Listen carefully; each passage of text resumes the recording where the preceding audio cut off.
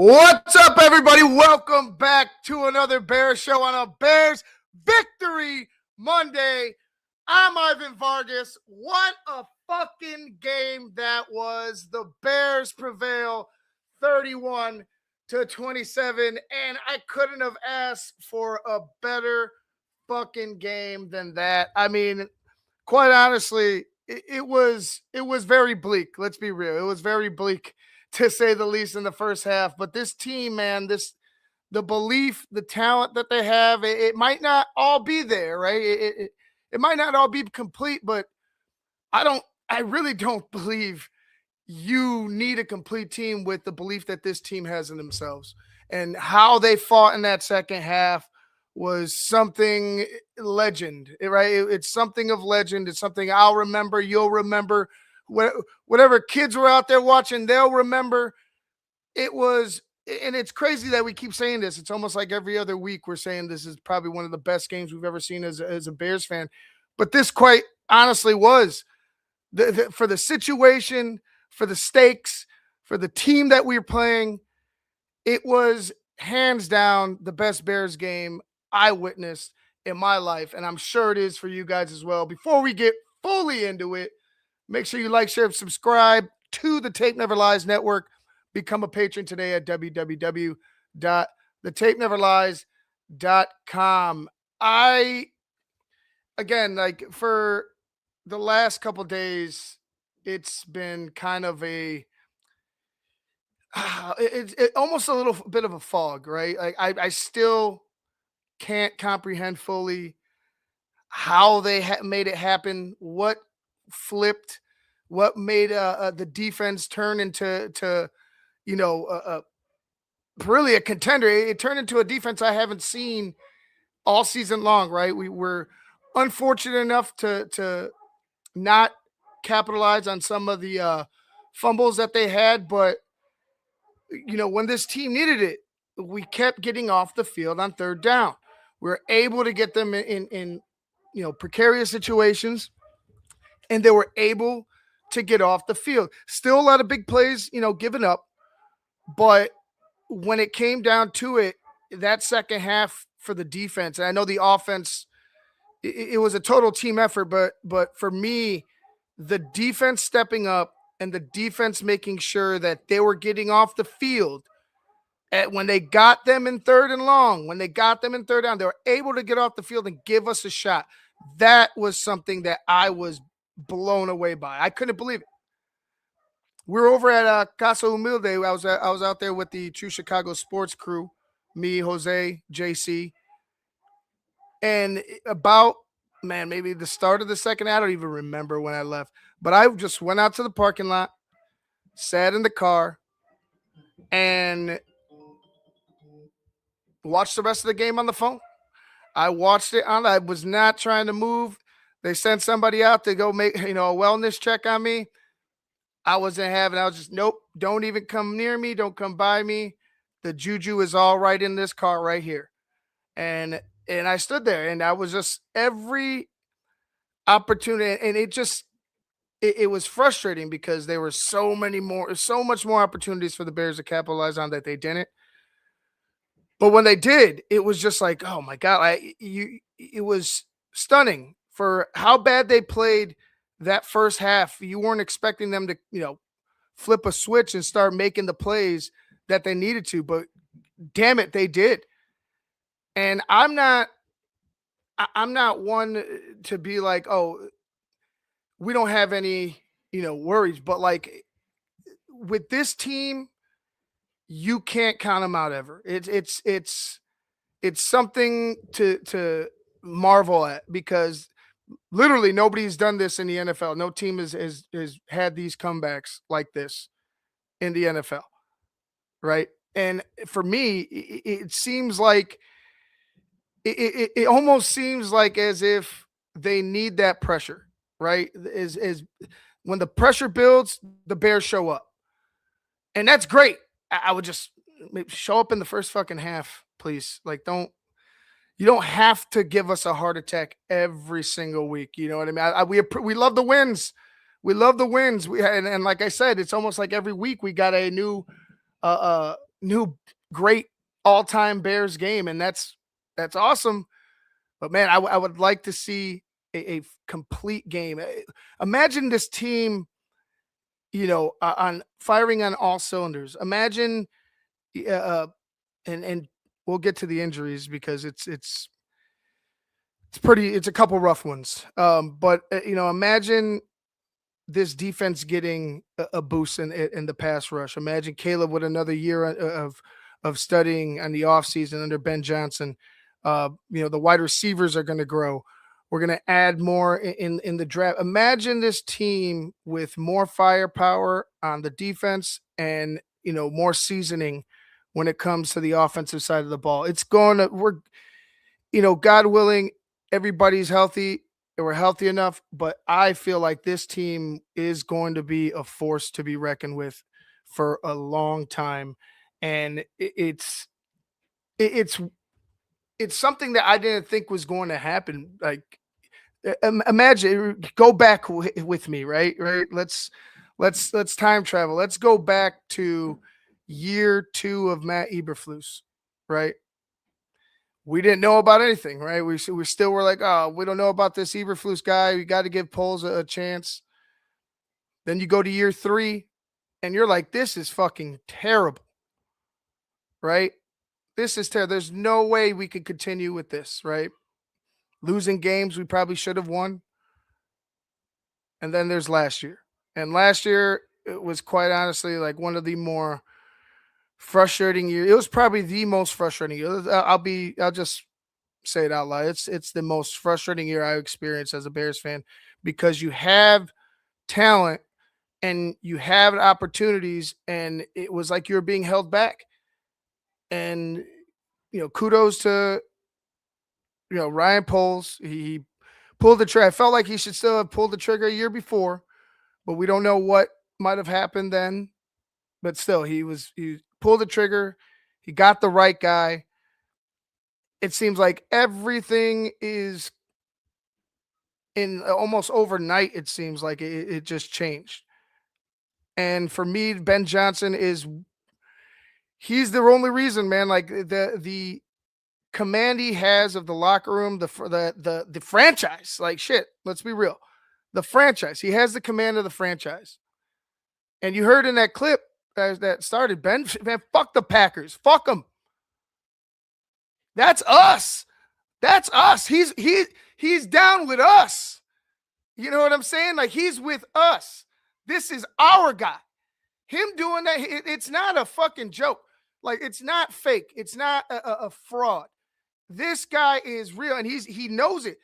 Us beating these motherfuckers after 30 years of torment, Favre, Rodgers, even Love to start his career. All that shit the Packers have been talking for decades, right? Decades. Clay Matthews at the fucking draft. You got Packers fans, oh, same old Bears. Rodgers discount double checking and shit. You're gonna pearl clutch. People are gonna pearl clutch over that. We deserve that. We fucking deserve that. And then you got George doubling down. Good for fucking you, George. Good for you. You got your coach's fucking back. George don't like him either. So fuck him. I'm sorry. The amount of crybaby bullshit that I've seen online from not only Packer fans but you know celebrity types and commentators and shit like that. Kiss my ass. Kiss my ass. Right? Fuck you. Fuck the Packers and fuck anybody who's going up against Ben Johnson. It's bullshit, man. This guy is the most passionate coach we've had since Ditka, right? And he's leading this team. He commands this team. They love him. They play for him. They fight for him. He's got them fucking believing. From last year to this year, there's no fucking way I would have told you that this is the team where we're gonna have. None. Even with Ben Johnson coming in, there's no way I would have told you as soon as he signed that, it's going to be a flip script. I had them about 500 because I thought there was just too many flaws. But shame on me for doubting, because even though I believe he has room to grow, and there's some things that I don't like about certain situations, you cannot deny the culture shift, the change in the locker room, the change amongst the players, the change amongst Caleb Williams, the change amongst the front office. People in the city, people have fully bought into this team. And it's because Ben Johnson has made it that football comes first. Football is the first thing that comes when it's talked about Hallis Hall. The first thing that should come to mind is football, not anything else. Football, the players that are on the field for you, those are the things that should matter the most, and it's mattering right now. And he's showing you what he could do when you get a group of guys and you, quite honestly, he's just being straight. When you teach it, when you coach them hard, when you coach them straight, when you demand excellence, this is what you could get. And the players are buying in, and it's beautiful. It's a beautiful thing. It was one of the most frustrating first halves and just the most elation I've ever felt after a football game, bar none. There's no other game that I could remember where I was like, it just floored. There was barely anything I could really say that could explain what is going on, what just happened. But they believe, I believe, Chicago believes, and this team, it's another tough opponent. This team, that a strong team, a great head coach. They've already been to where we want to go. It's going to be tough. But there's not a doubt that this team will go out there and compete and fight. And, God willing, they win.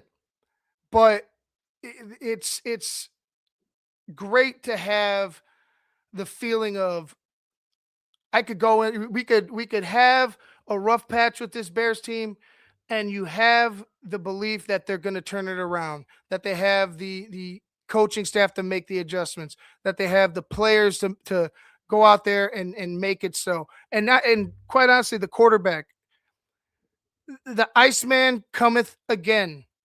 And some of the plays that we'll get into it.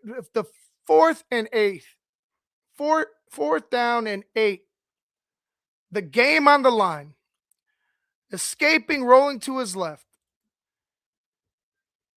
Caleb Williams makes probably the greatest throw in Bears history. I'm not being facetious. I dare you to name another one. Name one like that with is the stakes on the line, everything. Name one. That was the greatest throw I've seen a Bears quarterback make, and it's the greatest throw in the franchise's history. All the kid does is make history, break records, and shut people the fuck up. You had Lil Wayne talking shit to Caleb. How'd that go for you? Caleb responded, and I'll actually I can't play it because it's gonna have Lil Wayne's music on there. But you got a Caleb response. Go ahead and check that out on his Instagram. He's got a response to Lil Wayne. He's got a song playing there, and it's perfect. It's perfect.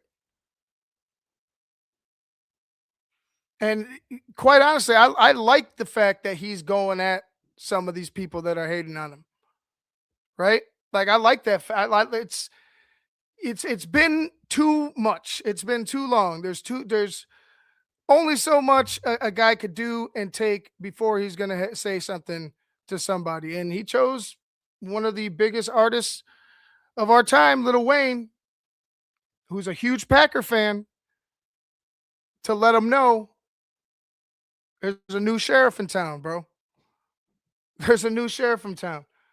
You better get used to him because it's not going to go away. See what's some of these comments. What's up, guys? Been just running my mouth for a little bit. Let's see if we got any questions here. Let's see, Creighton. I think they could beat the Rams, but from here on out, no matter what happens, I'm proud of this bunch. They are not the most talented team, but they don't quit. Yeah, it's. I love this team. Like this is one of those teams, those Chicago teams that you can't help but love. And this one, out of all of them, I feel like is my favorite. Like what they're doing from where they came from, you know, uh, the attitude shift. It's all been great, and I'm loving it. What's up, Corn? The Ivan Show. Yeah, it's the Ivan Show. It's under another name, but might as well be. An epic Packer meltdown. Yeah, they have to own that shit forever, Jeremy. They have to own that shit for, and it's not even going to wash away. Look, that's not going to go away in a year, right? That's not going to go away. They have to have a couple of quite a few heart to hearts up there in Green Bay, but this thing will not go away. Definitely the entire offseason, and we'll see what happens if there's any carryover, and we'll see what happens when it comes to LaFleur. But that was 28-3. That was Falcon-esque. And they said Ben showed those guys, having two two players that played in there, and Tooney and Grady Jarrett in that game. They showed them in the preseason. Never quit. You're never out of it. And damn, like I mean, they bought into that. They bought into that tenfold. It seems like it doesn't seem like this Bears team is ever out of it. But I would much prefer them figure out a way to get things going, from the jump. And offensively, it's to me, it's go no huddle. You got to go fast, even if it's like a modified, like where you got 3-4 plays in a row, you go no huddle and then run another few plays in a row, like something to that effect. Because it does seem like this team plays a lot faster, a lot more consistent when it gets down to these pressure situations where you got to move fast. It just seems like they're more reactionary than, and then they're not overthinking or making a mistake is as much. I don't know. I don't get it. I don't know why. I don't know how, but it just seems like they excel their game when things are on the line. So maybe hurry it up. Maybe put a little modified pressure on on this team. Like, hey, we're gonna move fast. We want to move fast. Let's get going. Maybe that'll work. Whatever gets done, it just needs to be faster. Period. You know, uh, I hope that it's not the case that we have the same type of first half. Up against the Rams, because this team will score points and they'll put it on us if we don't play up to par right away. But I think the biggest thing was Ben. I wouldn't say he strayed away from the running game. Like you had to go ahead and start putting up points. But I like the fact that he didn't completely get away from it late in the game. Right. He kept them honest. Like there were some runs that you had some trunk runs later, but it wasn't that number three rushing attack that we've seen. Up against the Eagles, up against even the Packers in that second half. It still was kind of clunky.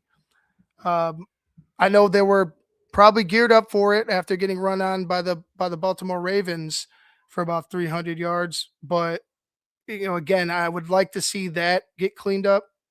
Definitely like to see the dynamic duo that we have get some bigger yards, get something more to eat out there on the field. But y- you know, pressure on the line. We got a guy. We got a dog, man. Like we got a guy.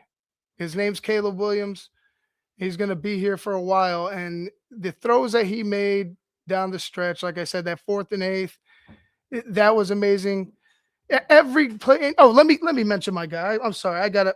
First of all, I've already apologized for the Colston Loveland, you know, disappointment. I would say during that draft, very frustrating. I wanted something else, but fuck all that. This guy's a superstar.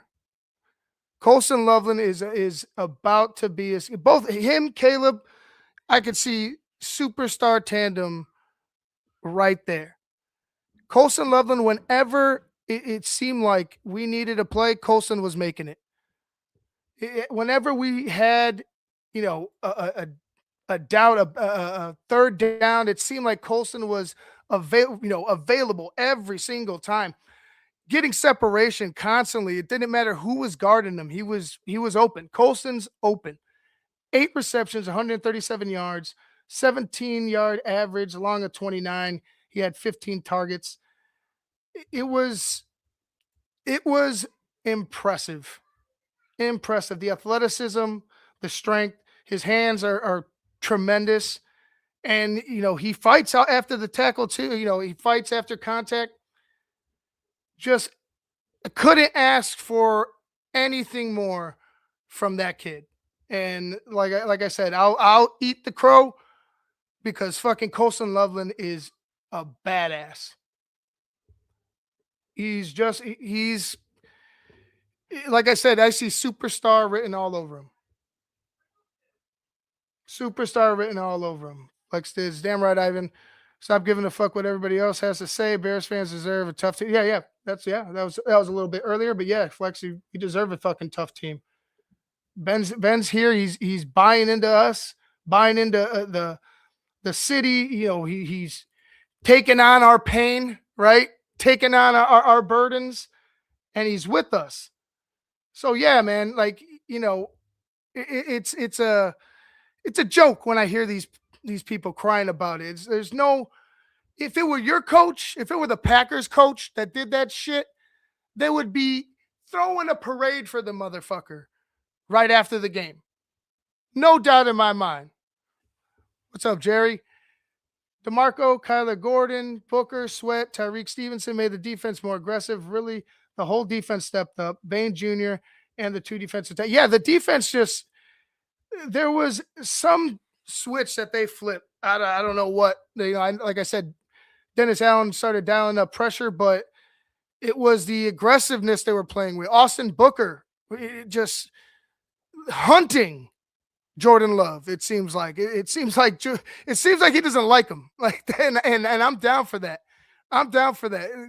I didn't see any dirty shit, but Austin Booker was on his ass. And Austin Booker's a guy that I'm really impressed with after coming off the injury. I didn't have high expectations, but quickly becoming a guy I see is right there, right? He's right there from taking this. If he could connect on a couple of these sacks, here and there, or he's able to just keep doing what he's doing, right?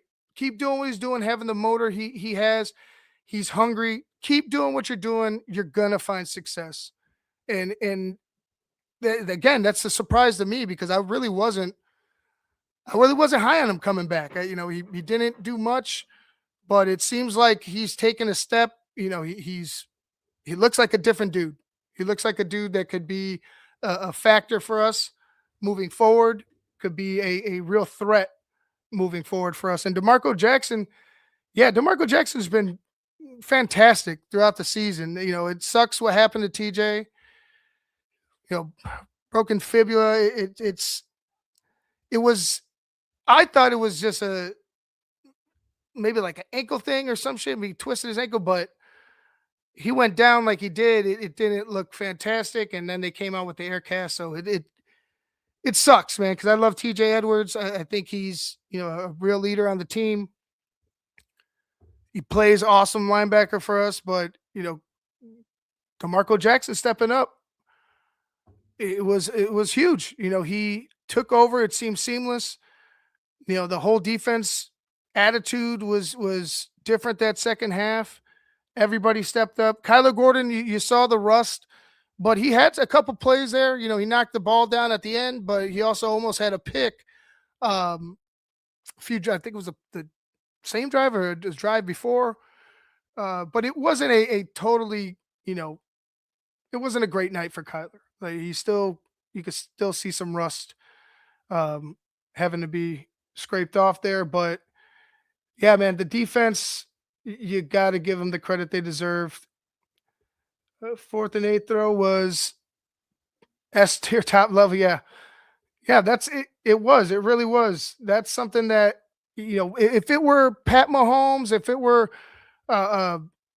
Burrow, if it were anybody else, I feel like they'll be talking about, like, it would be in our face. Like, you would see nothing but that scrolling through your timeline. And I barely see it, from some of some of these bigger pundits and some of these bigger personalities. People usually share, top plays, but it just seems like people still hate Caleb. It seems like people are just haters. That's it. Like, if you're still hating on him, like, it's sad for you. Little, like I said, Little Wayne hating on him for the nail polish and shit. And it's like, come on, Wayne. Like, let's be real, dog. Like, let's be real, bro. Like, we're gonna talk about his nail polish. Let's be real, bro. What is this, bro? We're gonna talk about nail polish. We're gonna talk about nail polish. Wheezy, nail polish for real. Let's stop. Let's stop with the hypocrisy. Let's stop. It's a joke. Anybody hating on Caleb now is just a fucking hater, and they just don't like him. They don't want him to succeed. That's it. That's it. Period. I thought Ben Johnson was going to give him the game ball over Sweat. He's pressuring more than Sweat. Yeah, Sweat made some big plays of that in pursuit behind Jordan Love to knock the ball down. It caused an inverted pass, I guess. He was around the ball. He was doing his job. It just, you didn't have enough in that first half from anybody. But like you're saying, Austin Booker flashes a lot more. He's been flashing a lot more. You see the effort, you see the motor. He's right there. Like, he's right there. He's on the cusp of doing some really good stuff for us as a DN. And it's, hopefully he could find a breakout this week. It would be huge for us if he could go ahead and pick up a couple sacks against this Rams team and Matthew Stafford. But we'll see. I'm impressed with what he's been doing. It's a pleasant surprise from where he's been. Then he gets hurt, and you're like, oh, what the heck's going to happen with this guy? And now he stepped up his game, no doubt. Ivan Billings going out was a blessing. He's been a struggle big time the last month. He's been slow to react. He's far over. Yeah, it sucks that he went out, but it's that the change was necessary. You saw the struggles. I mean, he did. He's just not in shape enough. Like, you can't have a guy that big out on the field for long, and guys are taking advantage of it. Teams are taking advantage of it. You could see it game in and game out. He's They're starting to key in on him because he's slower, especially when they start moving fast.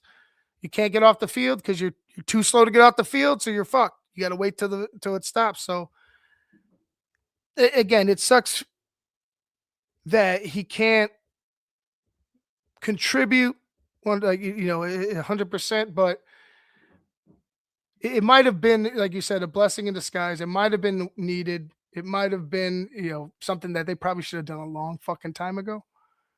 But hey, we'll see what happens. Nobody's talking about how unclutch Love is. He had a shot to win the game with the ball in his hands. He didn't make the play. He was front running all game. To when it came to nut cutting time, nothing. Yeah, Jordan Love had a good game. He had a good, but I see your point, Flex. Like he, as well as the whole team, right? It was a team choke job by the Green Bay Packers, right? It wasn't just Jordan Love, but for as much praise as he's been getting, lately, I would say it would be disappointing. The Packers fans are talking about it'd be a different game with Jordan Love, and they were pretty much shut down that second half. The Packers offense was, especially the run game. I don't think they had. I think the stat is like they had under a yard or less than a yard to that effect in the second half. Yeah, again, something switched. Like there was a huge, a huge jump with that defense. But when it comes to Jordan Love, you lose your center, and yeah, I believe that the exchange at the end of the game was affected by the new center coming in. You know, uh, it's a tough spot for anybody to step in right there, but losing your center you've been playing with all game and asking a guy that's been sitting to step in and one of the most crucial times in the game, it's tough. I know you're professional, you gotta do what you gotta do, but that's a tough ask of anybody. And I'm sure that was part of the reason why there was a botch snap.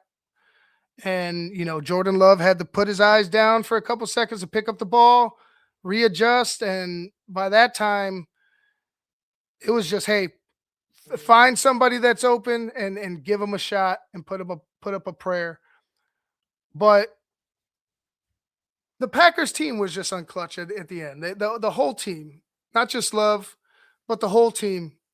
It was it was impressive to see. Like the Bears took advantage of them, but the Packers just had no answers. And you heard Matt LaFleur say, "Hey, I didn't change anything. There wasn't really many adjustments because they were out there kicking our ass." It was the Bears. The Bears made the adjustments. The Bears flipped the switch. So it wasn't as much as all right. Maybe it was the Packers choking, like I said, but I think it was a lot the Bears just taking it away from you. You had every opportunity. Your field goal kicker. Thank God somebody else had field goal kicker problems, and it's not us this time. But your field goal kicker couldn't do shit for you when it came down to it. And the Bears took advantage. So it's I would give it, let's call it a 50-50 split, right? Bears took it from you, and the Packers did choke that game away. So I'm just gonna call it an even split. It was half Packers, half Bears, but again, you got to play four quarters, right? And I'm talking about the Bears too, but as well as the Packers, you only played one half. Other than that Matthew Golden spectacular touchdown, by the way, that was it. The Bears had answers. You didn't have, the Packers didn't have answers. I'm hoping too, Bear Truth. I'm hoping they pick up right where they left off. But that starts with the mentality. You got to come out hot. You got to come out pissed off and aggressive. You can't wait for this halftime to start flipping it. You can't, hope for a Jason Hayward speech in the locker room to come save you. We got to start out fast. We have to start out fast. See, we're gonna get into some of these interviews in a second. Just want to see. We got a couple more questions. Who we got? Somebody new.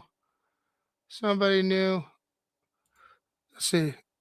And Bug, love the win, but Dexter Jr. and Edmonds have to be cut next year. I think, yeah, there will be some tough discussions and some hard choices. And yeah, there will be people rearranged as far as teams. And I believe that the Bears, you got no other choice, like with how you've seen the struggles. You could keep a core group, if you want to call them that, but you're going to have to find, for starters, more pass rushers, right? You got to find more pass rush. And then we're going to have to patch up this secondary because we got some questions there. And I know that the Bears definitely can add more talent in that area. There's also the Jalen Johnson question. Will he stay? Will he go? He's already talking about contracts, stuff like that. So, again, we'll see where that goes. But for right now, this has been enjoyable. And we're on, after this, we're on this, we're on to the Rams. Rams come here. It's going to be bitter cold. Hopefully we got some, I'll save it, but we got some surprises coming in to Chicago. Hopefully. So I'll save it till they're here for sure. But it's going to be a fun one. It's going to be another tall task, but this team seems to rise to the occasion time and time again. And I'm looking forward to it. I trust DA and Ben Johnson to get there. Yeah. I mean, yeah, it's all about the coaches. I wouldn't say what they want. It's all about the scheme and the attitude that you want, right? You got to get some of these guys. You got to get some dogs. We talk about it. You got to get some nasty ass motherfuckers that are willing to go ahead and do some dirty work out there on the line at the point of attack. And we got guys just I guess they're doing all they can, but it's just not enough to really have confidence that this defense can go out there and consistently get off the field with some of these more high-powered offenses in the league. So there's definitely going to be a change. Especially at the defensive line. But for what they're doing right now, I want to live in the moment as much as I can. They did what they had to do, and it was pretty impressive, pretty amazing, and I'm happy they did it. But let's go ahead. We're going to start out with that locker room, the speeches, the game balls right after, and then we'll get into some of the interviews and wrap things up after that. All right, this is Ben Johnson in the locker room right after the game, post-game speech. Hell yeah!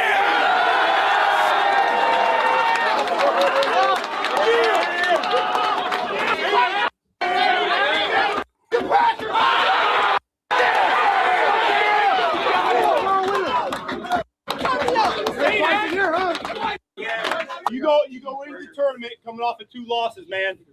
You go into the tournament off of 2 losses. You look up at halftime in this game, and it's 21-3. No panic. No panic. None of it built for pressure. That's you guys. And that's the first one. All right? That's what we had to do. All right? Now I got 3 game balls here. First one, all right, we had 8 catches, 130-plus yards.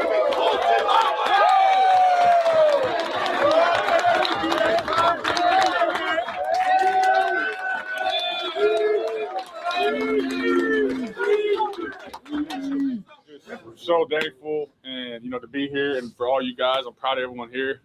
But that's we got to keep this thing rolling. Let's enjoy the out of this stuff. Hell yeah! Hell yeah! Good, man. Hey, defense, That a way to step it up there in the second half. That a way to step it up. One guy caught my eye, and it might not show up on the stat sheet, but he was around that quarterback the entire second half. Montez Sweat!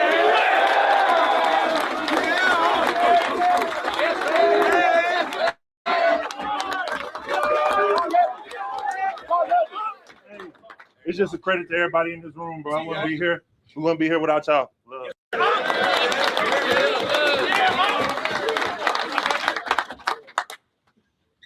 Tell you what, man. 4th and 10. I don't think either one of his feet was on the ground when he threw this ball. But it's just straight ice.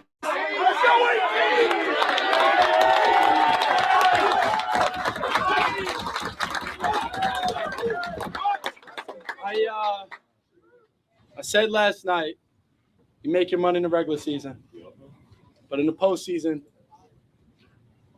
the legacy, your name, everything, and so that's us. That's us. It's not me. I'm not, obviously, game ball or whatever. That's us. Us. I want to keep going. We have to get better. All right. We have to start. We have to be on the details. We have to execute, pin all of that to be able to get where we want to go. And I want to be here. I want to do this with y'all. Yes, sir. So it starts tomorrow. Starts the next day. Let's go, bro.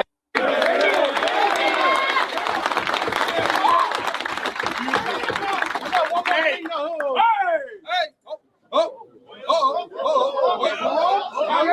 15 years, they said.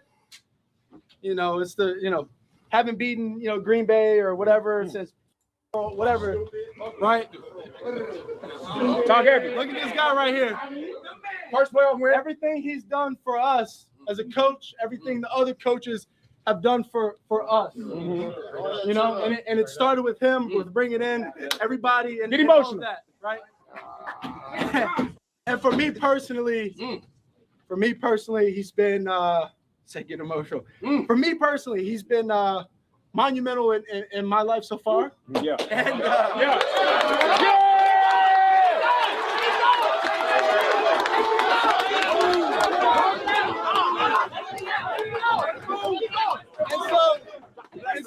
And so to his first playoff win as a Chicago Bear.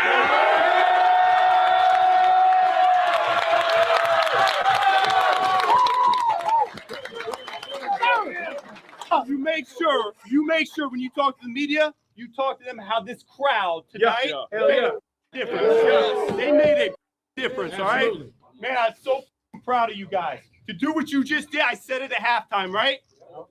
This is one that you'll never forget. Yes, sir. This is one you'll never forget, all right? Bring it on in. Bring it on in.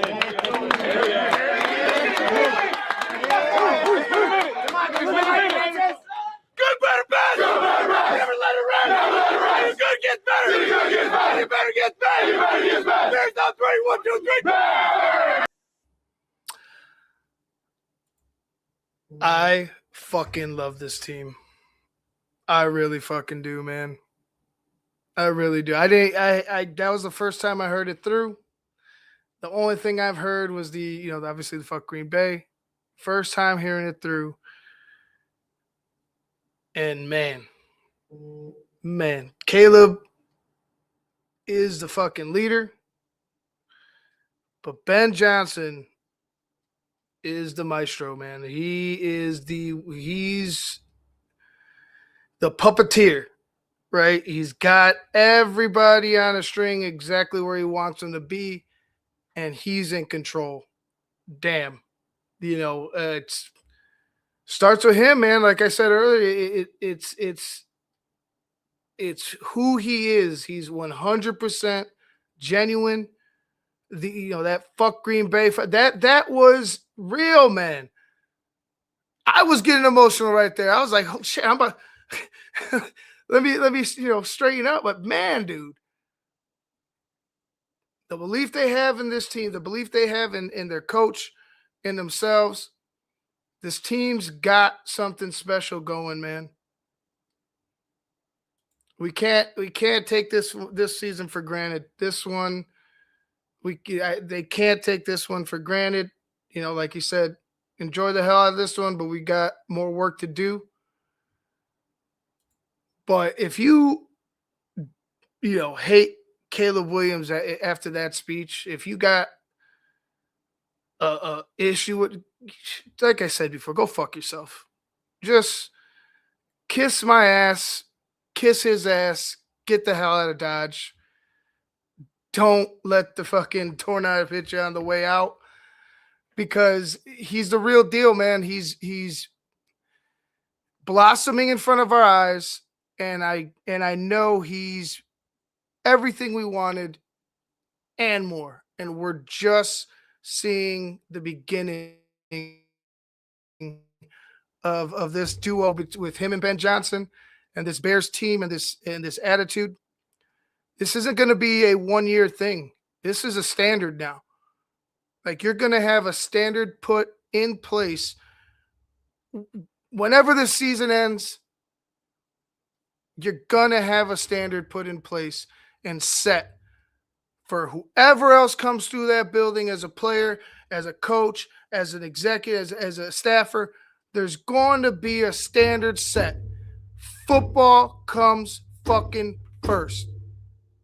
And that's what we've asked for. That's what we've prayed for. Football at Hallis Hall is fucking back. And Ben Johnson brought that to us. Caleb is going, he's going the way of so many other, top quarterbacks, right? It just seems like he's on that trajectory. Like, things are starting to click more and more. And you see all this, the Superman stuff, but you see the intangibles as well. You see how he connects with his team. And people were talking shit about him being mad on the sideline. No. He should. We're screwing up. The first half, you were terrible. Somebody needs to light a fucking fire. Somebody needs to say something. They were dead. If he says nothing and just sits down, you're going to crucify him for that?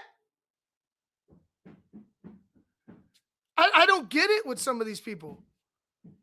Showing emotion, pissed off because things aren't going right. Things aren't being run properly.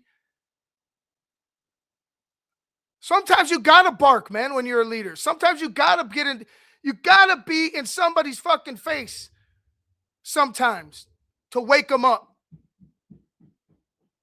Who better but him?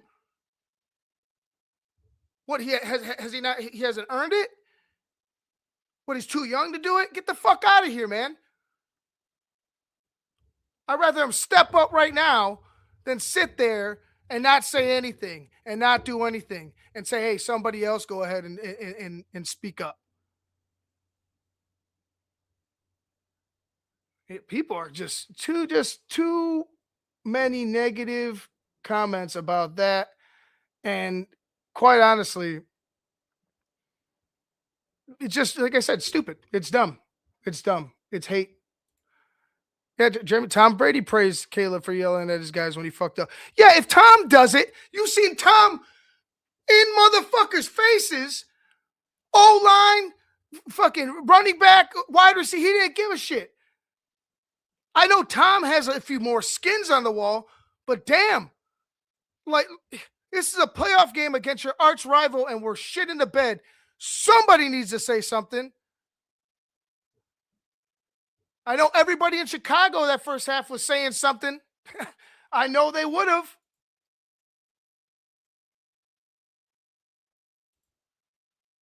Caleb reeled it in this last season and a half.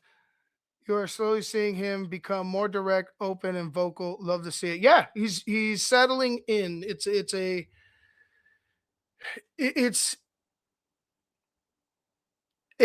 almost like a takeover. Like, he's finally taking the reins of being the leader, of being the face of the franchise.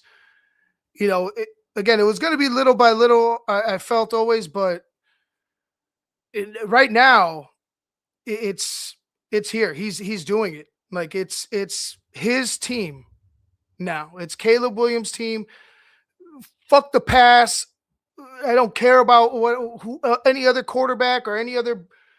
This is the future. This is where we move forward.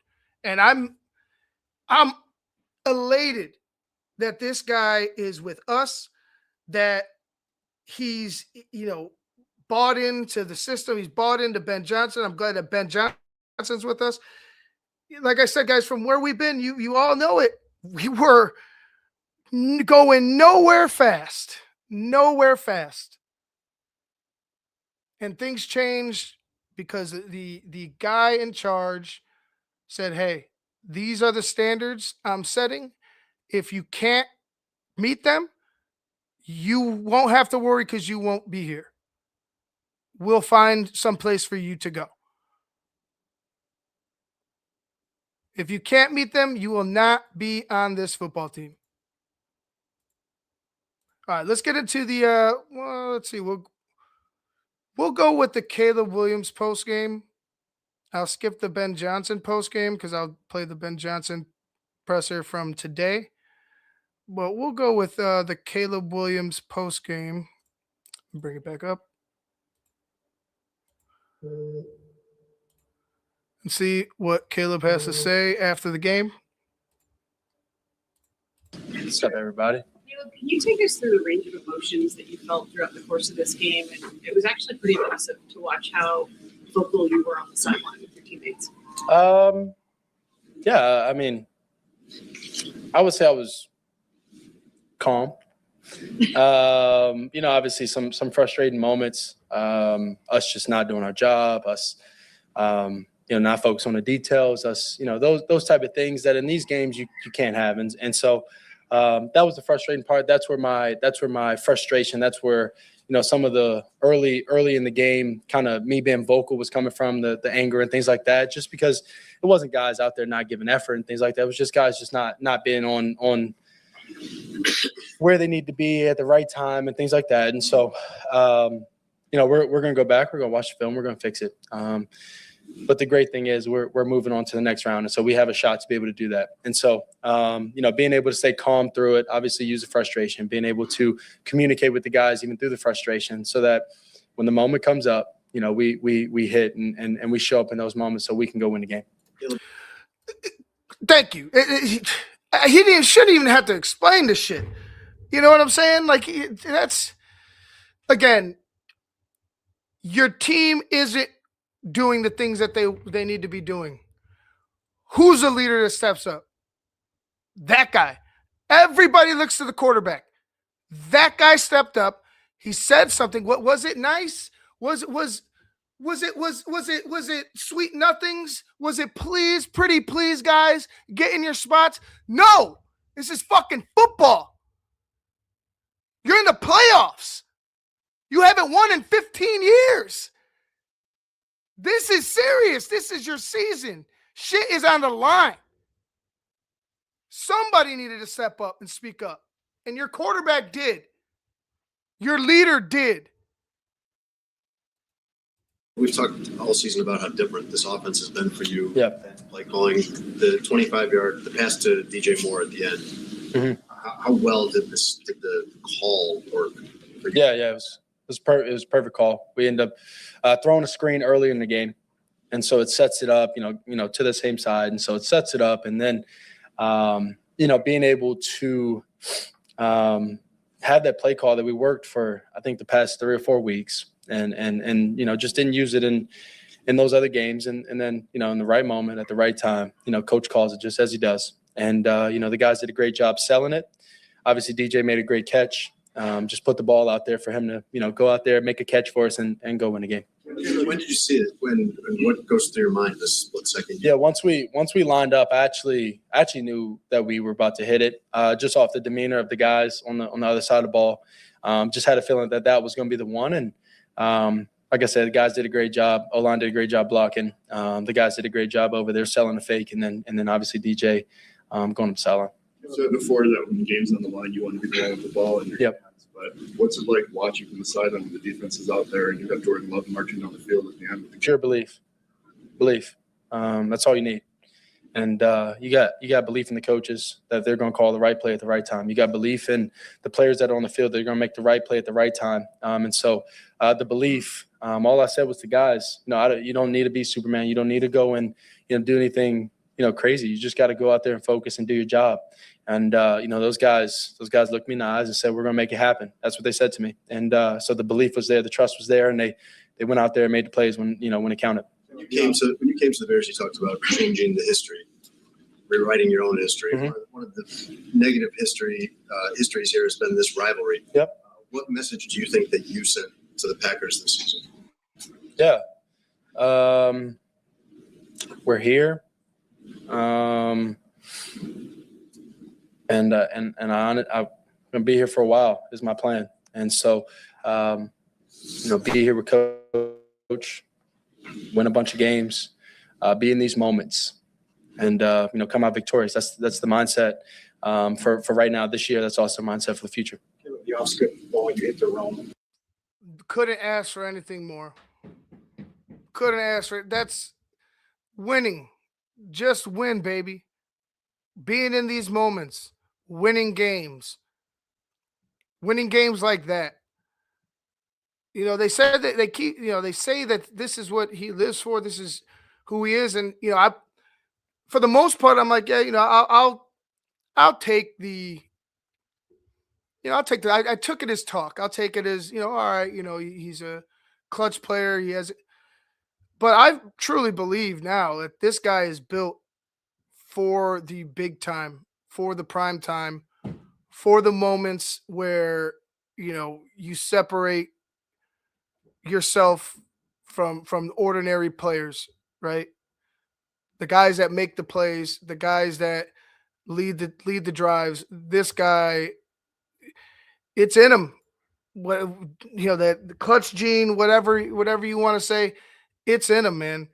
And when you hit that 4th and 8, I forgot to mention that fourth down and 8, where he hits Rome on the sideline. Y'all saw it. It's been all over social media. He hit that jump man. It looks just like Michael Jordan, the Jumpman logo.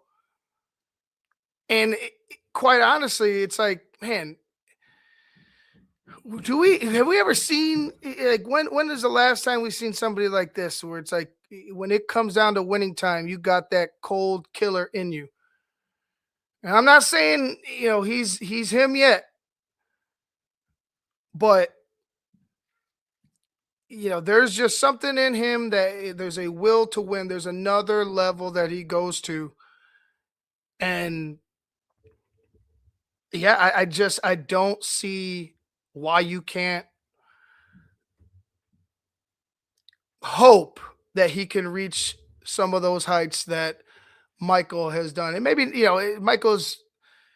he's just the greatest of all time, probably the greatest athlete of all time. But the way Caleb treats the game of football, the way he treats his job, the passion he plays with, the will that to win that he shows, he's been showing us almost every week, it seems. It's something very, very special. And I'm just happy he's on our football team, man. On that Fourth down. Yeah. Yep. What did you see to make that play? Yeah. We ended up having like a looper or a blitzer. I haven't obviously gone back and watched it yet. And he ended up breaking through, and I felt the edge. I could have got around, and I knew where the play was going. And so I wanted to go in that direction with Rome, and just didn't have enough time to be able to sit there and throw a ball in the pocket. And wanted to go in that direction because, I saw the space before when I was dropping back. And so I went in that direction, and honestly, just understand it's 4th down. I gotta put the ball in play. Rome went and made a great catch, adjusting to the ball. I threw him upfield. I knew, I think 25 was trailing him. And so, put it upfield a little bit. It creates an awkward angle for him and makes it a little bit easier catch for Rome. Maybe you said you knew the game was over when you guys hit that pass. What was your mindset when you convert there? Yeah. Go win the game. That was my mindset that drive and the drive before. That was my mindset throughout the drive. That was my mindset in that 4th down. And it's fun having that belief in your guys, from your guys, and also from Coach. Coach coach said in the headset, "I need you right here, and go make a play, kid." And we went out there and we did just that.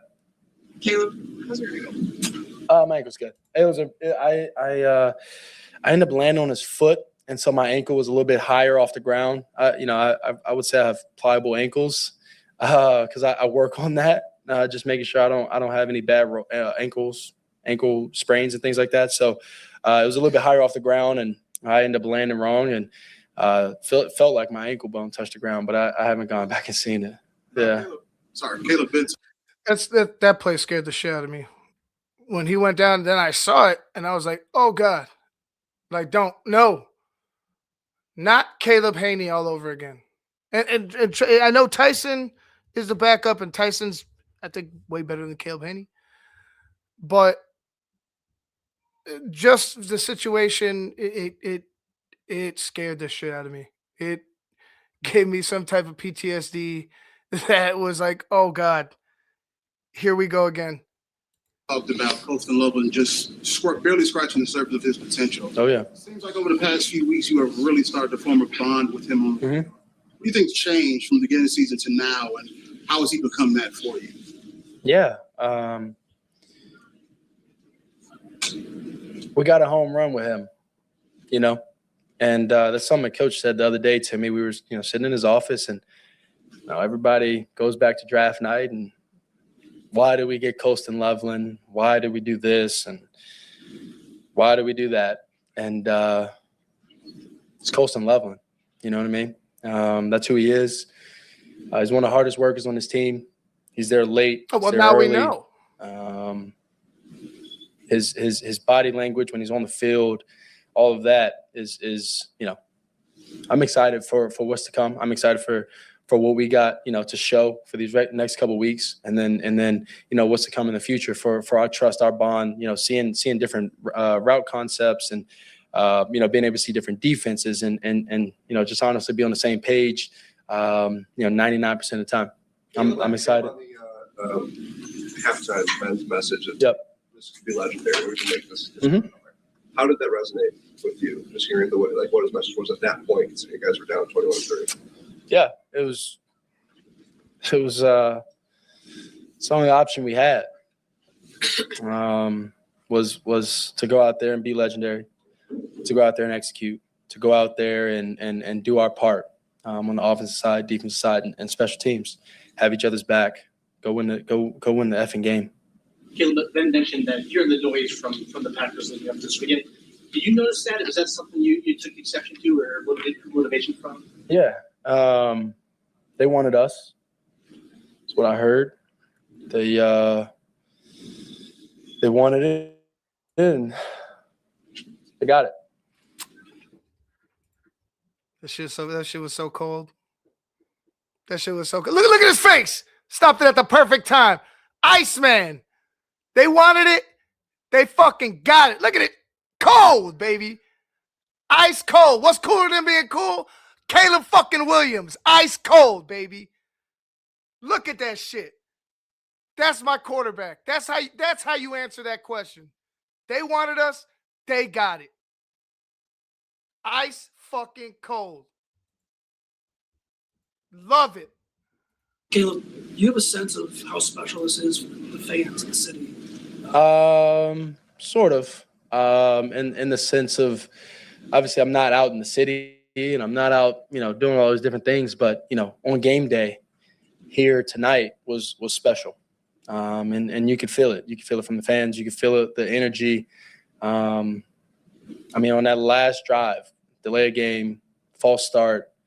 Clock running low. It was chaos because of them. Obviously, our guys out there making plays and stuff, but they were a huge part of it. They were a huge part of this win. They were a huge part of where we're at today.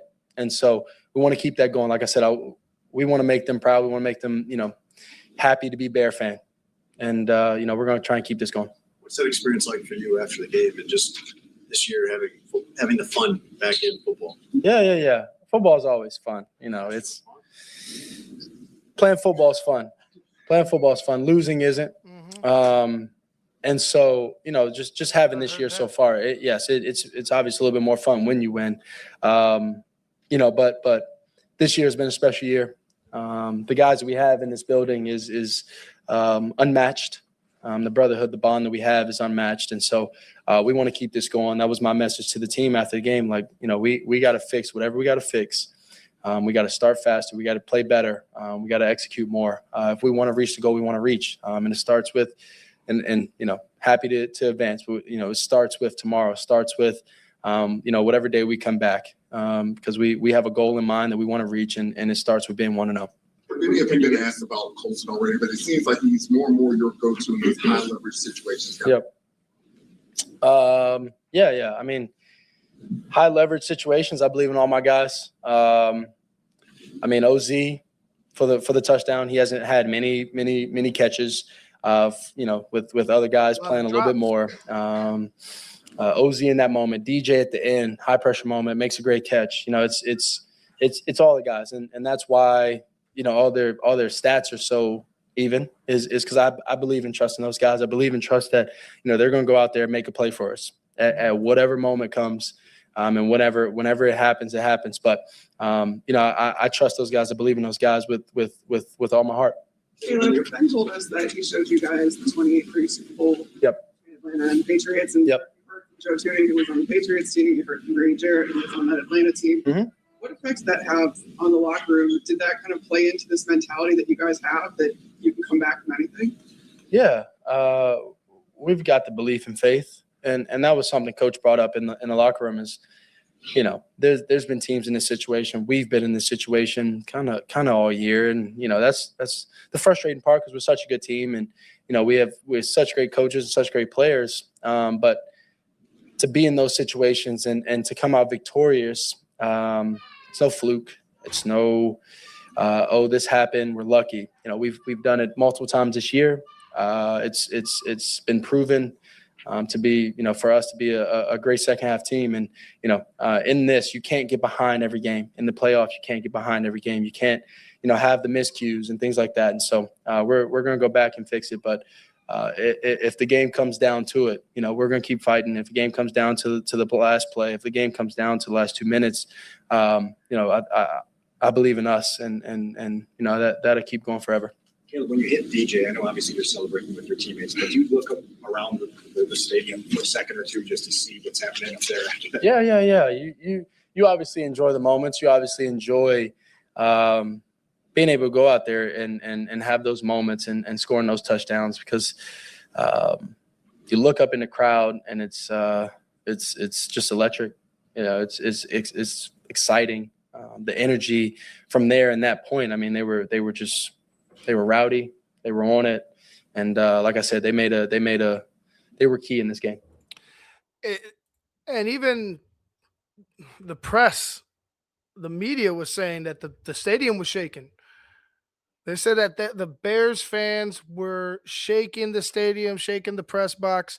And even from, where I was sitting in my car and even in the I was in the bar, like a little bit later, you could hear the difference of the crowd noise. You could hear the crowd noise as loud as it was. And, I've watched a lot of Bears games. I haven't heard the crowd even from the TV being that loud and effective.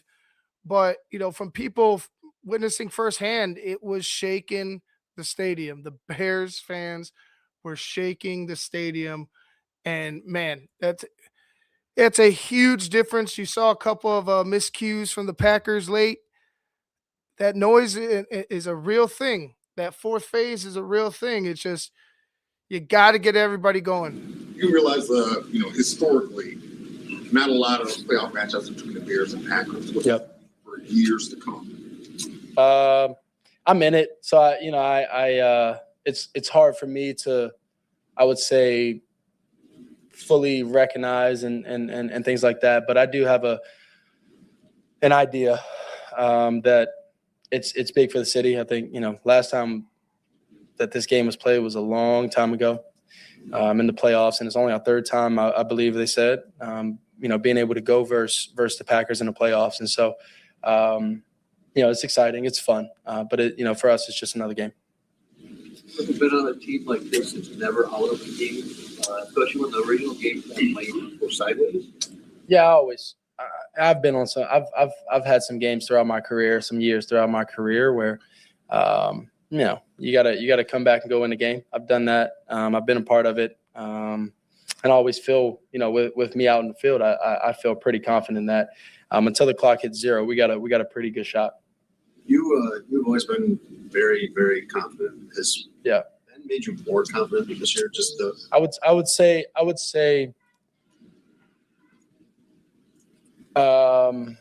he's helped with the confidence because it's, you go out there and you read the defense and you believe. Obviously he has a track record of being one of the best offense coordinators, and right now he's, for me, he's top candidate for head coach of the year and things like that. But you go out there and I have these meetings with him, and our trust and our relationship, our bond has grown. And so when you have that trust and you got somebody that has your back, has your six, it's the confidence goes to the roof. And then, you have the meetings, you have such belief in his play call, and you have such belief in your team and who's out there on the field with you, confidence goes to the roof. And then, like I said, you have these meetings with him and he tells you, this play is for this, and, just plan his offense, his scheme, and trying to play it well, keep the offense on the field, all these different things. And you go out there and you work so hard and you hit these plays and all these different things, and confidence just keeps growing. And so I would say yes, he's helped with the confidence for us as a team, us as an organization, but also myself. Real quick, looks like the Texans are going up a touchdown. Going up 17-6 after a strip sack and a touchdown from the Texans defense. So 17-6 Houston over Pittsburgh at the moment. Can you describe the moment when the clock hit zero? What that felt like? Yeah, felt great to have my first playoff win with these guys. It felt great being able to fight the way we did and come out victorious. And it feels great to be able to move on to the next game next week and be able to focus on that game. And, other than that, man, I'm tired. I'm ready to go home and go to sleep. The Bears. Thank you, everybody. Caleb Williams. We'll get into Ben Johnson in just a second here. But, yeah, if you have any doubt that this kid is going to be our quarterback for a while, don't doubt. No, stop doubting. Settle yourself. He's got the confidence, he's got the swagger, he's got the talent, that's for sure, and he's got the coach that's backing him up, and he seems to be, like I said before, he's growing right in front of our eyes, he's maturing right in front of our eyes. And I can't wait to see what's next for the kid. And it starts next week. It starts, this week. It starts against the Rams. Once again, you got to go 1-0. We'll play this Ben Johnson interview. I'm going to go check on my son because he seems to be going nuts right now. So forgive me. I'll be right back in a minute. It's a heck of a win for the guys the other day. Watching the tape, it's just credit to them for being able to pull out from 21-3 deficit there at halftime, and defense bowing up in the second half, only allowing 6 points, and then offense slowly chipping away and finding a way there. Last three possessions to score touchdowns. I think it was a 66-yard drive, 76-yard drive, and then another 66-yard drive. Special teams played a factor throughout that game. We thought that it's a really good punt unit that they were facing, and yet we were able to get a couple explosive punt returns. Duvernay had a heck of a game for us. Cairo came up big for us. Those conditions, really, Soldier Field this time of year are not advantageous for many kickers, and yet Cairo has proven that he's a guy that we can't not just trust, but he'll come through for us when we need him the most. So that was great to see. I thought the coaching staff did a phenomenal job throughout that game, just staying calm, cool, and collected, and making the necessary adjustments that we needed to make to help our guys out the most. And, the veteran leadership, showed up as well, particularly at halftime. No one was panicking or anything like that. And, there's a belief with this team that shows up each and every week. It's kind of who we are here at this point. First playoff game for a number of guys. So not only getting that experience, but also getting their first playoff win. I think that's going to bode well for us going forward. This time of year, every point matters, every play matters, every blade of grass matters. And so we learned that, throughout those 60 minutes there the other night. So Collectively, you guys leaned into the animosity of the rivalry. What was the thought process of kind of using that as fuel rather than just being real ton of vision? Yeah, well, I mean, it's a big game. First playoff game at home in a while, and we hadn't won a playoff game in 15 years or so. But certainly the opponent in and of itself, it means a lot to the city, this organization, and that's something that we certainly play into a little bit as coaches and players. Is we know how big it is when Chicago plays Green Bay. You make of the skirmish before the game at the 50. Yeah, so no one wants to see that. That's not both teams are highly charged. That's just not something that we want. Good. I was going to say, people have talked about, like, between you and LaFleur, the 2 wins things, the handshakes. Beyond, getting this important playoff win, why is this important to you, or is there something personal beyond that? This is a rivalry, and city of Chicago, Green Bay, it needs to be a rivalry. When you look at the rest of the coaches in the league, is McVay the best? Do you look at him as the gold standard among the rest of the coaches? I think it's hard to gauge who's best. Real quick, I wanted to answer. I was sorry, I was looking at something else, but I wanted to address that. Yeah, I love that. Right, everything I've been saying before. It's a rivalry. We don't like the Packers. Like I said, 30 years plus of just Packer dominance. It's not great. It hasn't been great. And for us to have somebody that, like I said, is taking on our burdens, taking on our tears, and being like, hey, I'm with you. Fuck these guys. I'm all for it, man. I'm all for it, dude. Like there's just, it needs to be a rivalry. We want it to be a rivalry. It's a rivalry to us. It's gonna be a fucking rivalry again, whether they like it or not. Best and who's worst when it comes to the coaching sometimes, but there's no question about it. He is on the upper echelon. He does a phenomenal job. He has ever since he got to LA. All of his teams are really well prepared. There's no doubt that he's super sharp in the offensive side, but I think how he does it as a head coach, bringing all 3 phases together, is really critical to their success. I think he does a great job.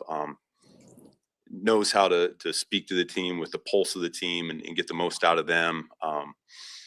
Yeah, I mean, there's a reason why they're in it damn near every year since he's been there. You get fired up for that matchup of the chess match between you and him, the way players do when a wide receiver knows he's going against a particular. Well, when you look at this league right now, all right, where we're at in the season, there's going to be, after tonight's game, there's going to be 8 teams remaining, and all 8 are going to be really well coached. They're going to be really talented.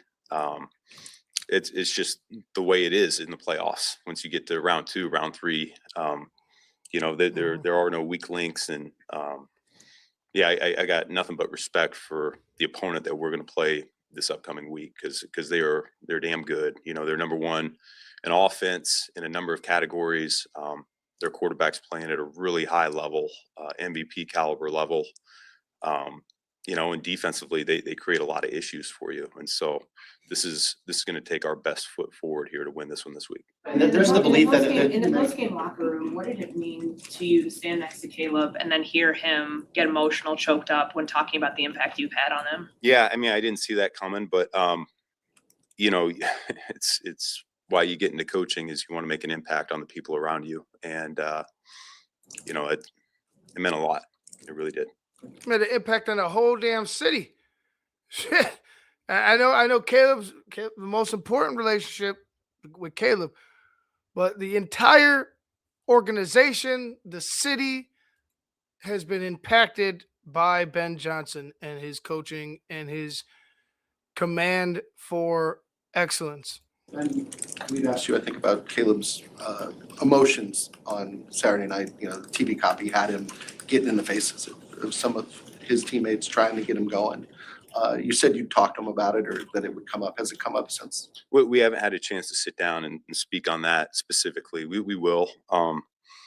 You know, I think we're all feeling a certain type of way, and you got to be authentic to yourself when it comes to the game. And you know, we all want to do well. We all want to have success. We want our teammates to do well. And so that's a part of it. And yet there is an accountability factor that goes into it as well. When I turn on the tape and I see a few things, particularly in our passing game, that weren't the way that we had talked about over the course of the week, sometimes you do need to get a little bit fired up just to make sure that the point gets across and that we play better going forward. So I don't shy away from that part of it. I asked you over the year about Caleb finishing strong, but the start isn't as strong.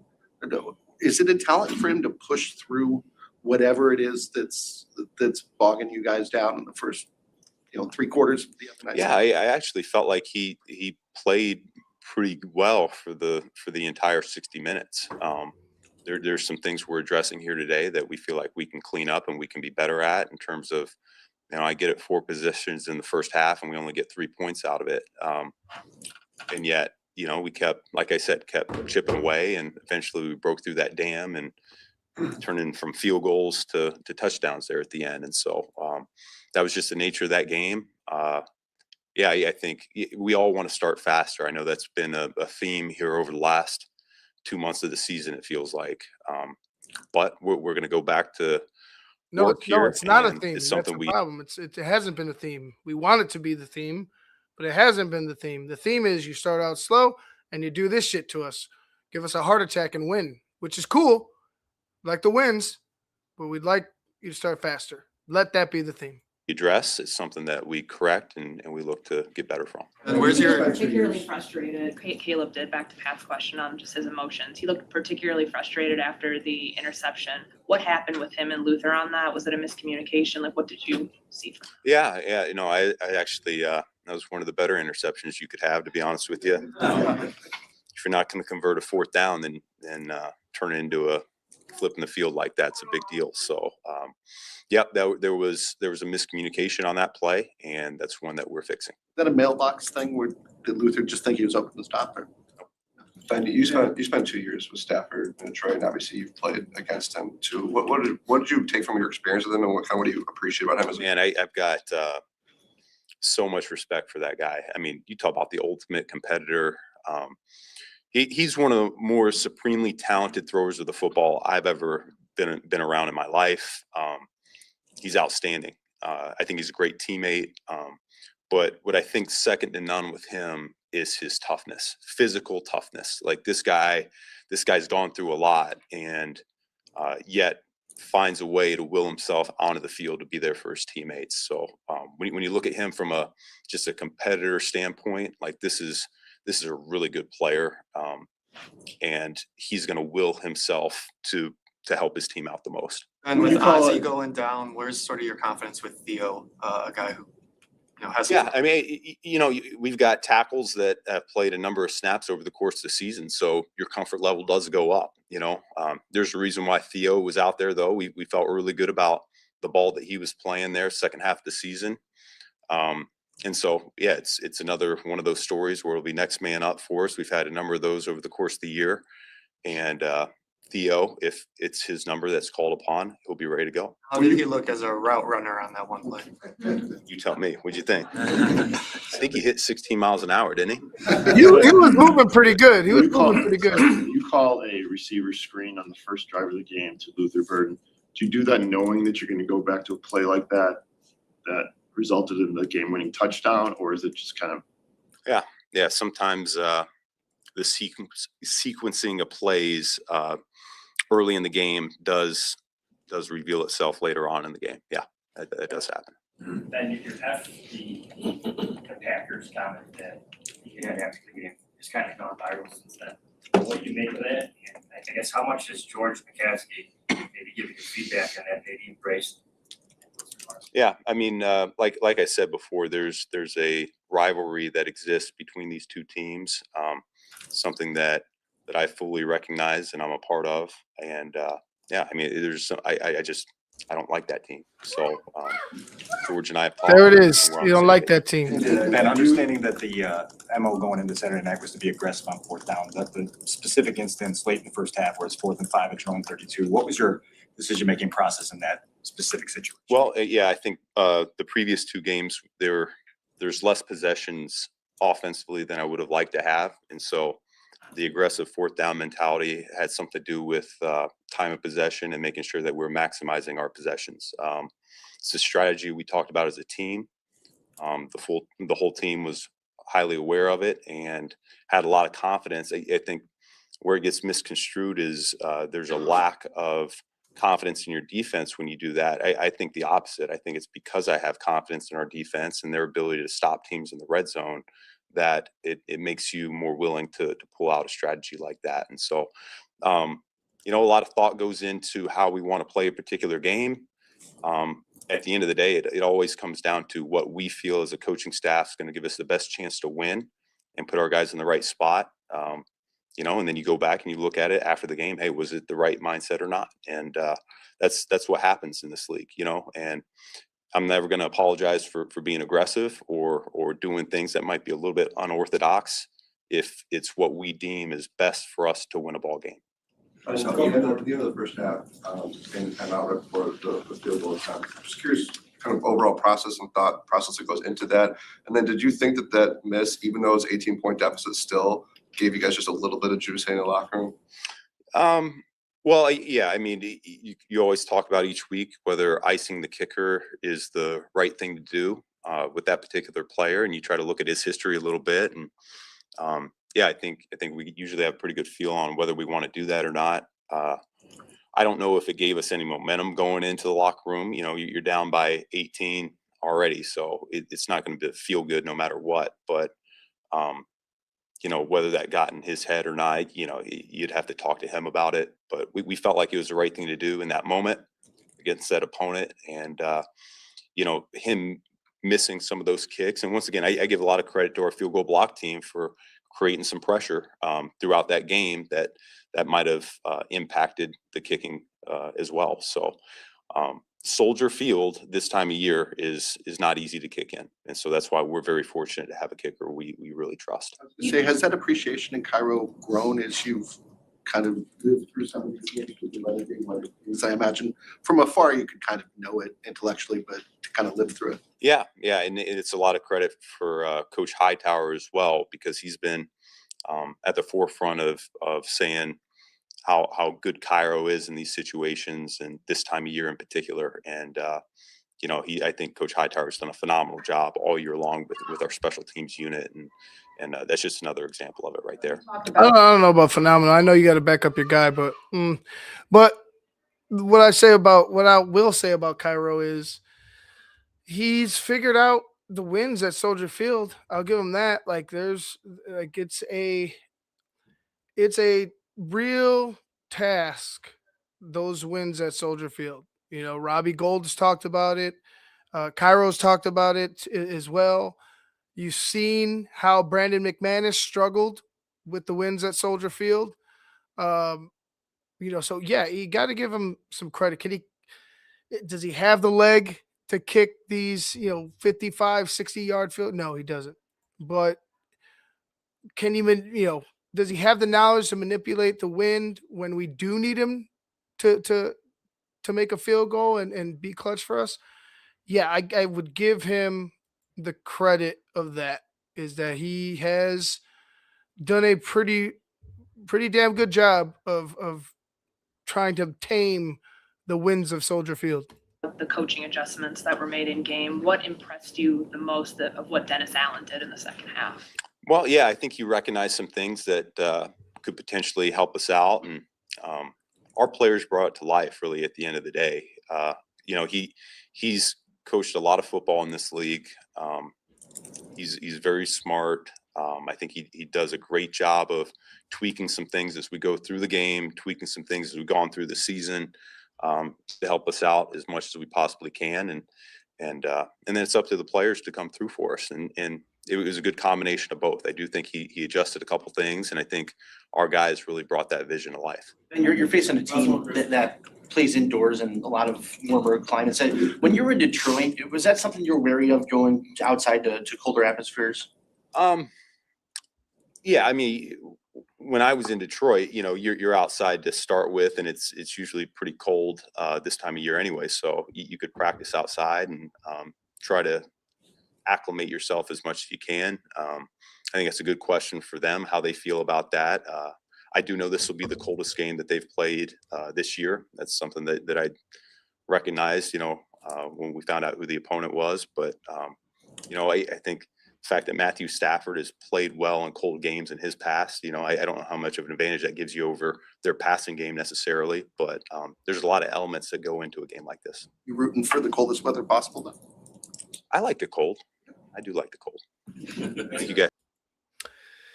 That was Ben Johnson, head coach of the Chicago Bears. I don't want to look deep into the fully, right? Some players it'll affect, but when it comes down to it, just play the game, man. Just play the game, play your best game. Don't worry about the weather. Don't worry about who it affects. Play the game and be on point. Execute, right? Execute. Don't worry about how it affects the other team. Just make sure you're not affected by anything out there. Come Sunday, do we know what time it is? Let me see if we know if they've posted it yet. What time the Bears and Rams game is? Let's see.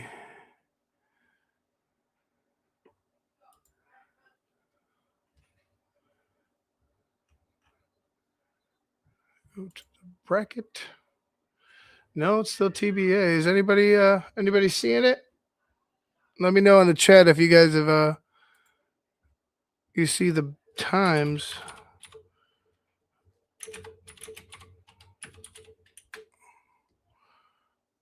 No, I got nothing right now. So maybe they haven't posted it just yet, so we'll have to wait. But you gotta love Ben Johnson. He isn't a complete finished product, but just like the team. But if this isn't a complete product, I can't wait to see what the complete product is. It's been pleasant, and it's been more than pleasant. It's just been wonderful, flat out wonderful to have this type of attitude, injected into the Chicago Bears, the city, the organization, everything. It's been a pleasure to watch, and I can't wait to see what's to come. Now we got the Rams this week, TBA, like Creighton said, but here it is, another test for you. Can you step up and rise to the occasion and go and do this, 1 week at a time approach? Here's another challenge. Here's a team that people, damn near all season long and probably right now feel like should win the Super Bowl and is probably the most complete team out there. But, any given Sunday, as long as you show up and show out and give your all, good things will happen. And that's what I'm banking on with the Chicago Bears. Yeah, I'm hoping on the 5:30 spot. Like, why wouldn't it be prime time? Like you got it's there's stars all over the field. You got McVay, you got Stafford, you got Caleb, you got Ben Johnson. You got Bears, Rams. That's an old NFL rivalry. That's an old NFC rivalry. I don't see why not. I don't see why it wouldn't be the primetime game on Sunday night or whatever they have, a Sunday afternoon. Right. It's got to be a prime time, in my opinion. You got those probably got the, what is it, the number 2 and number 3, or, well, I don't know, Houston's creeping up, but 2 and 3 markets in the country. Got to be prime time, bro. Got to be prime time. I'm not going to get into predictions, but I'm looking forward to it. You know, I think after this, I'll finally be settled into the Bears' victory against the Green Bay Packers on Saturday night. But what an amazing win! What an amazing game! And you know, don't take this one for granted. None of us, not the Bears, not the fans, not the organization. Nobody take this team for granted. You know, like I said before, you never know. Joe Burrow goes to a Super Bowl, hasn't been to a playoff game since, hasn't sniffed the playoff since, right? Don't take this shit for granted. Don't take this shit for granted. Go ahead. Live in the moment. Give it your all. Don't leave anything, don't hold anything back. Leave it out on the field. I know it's all cliche, but that's what you got to do. This is the play. Like, this is what you need to be doing. It shouldn't even be said. Like, this is the playoffs. You have a team. You have a shot. It seems like almost everybody in this field is is kind of right at that same level. Like, it's a kind of like a fluctuating, graph. If you plot everybody on there, I just feel like everybody's kind of on the same level. They're right near each other. So it's gonna be fun. I don't want to give my prediction right now, so I'll wait till tomorrow, or actually I'll wait till Wednesday to do that. But that's gonna be it for me, guys. Tomorrow, the Bear Down with Big Steve is on 8:30. Steve and I will be Steve will be breaking it down. I'll be there joining him. We'll be talking about this game and the Rams game coming up. Before we get out of here, become a patron today at www.thetapeneverlies.com. Like, share, and subscribe all over the place, all social medias. Help us out. We appreciate you guys. It's been a fun one. It really has. Like, I don't think that I don't feel like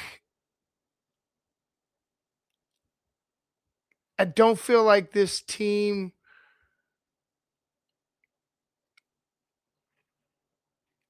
how do I put it? I don't feel like they understand how to quit, right? I don't think they know what it is to lay down or to just, all right, we're going to play. I truly believe that this team thinks of themselves as a top team. Like, it's a belief that they might not be a 100% complete team, but the belief that they have has given me belief, has given the city belief, and God, I just can't wait. I can't wait. Good things are yet to come, guys. Good things are yet to come. I'm out of here. I'm Ivan Vargas. It's been a good one. We'll talk to you later. Peace.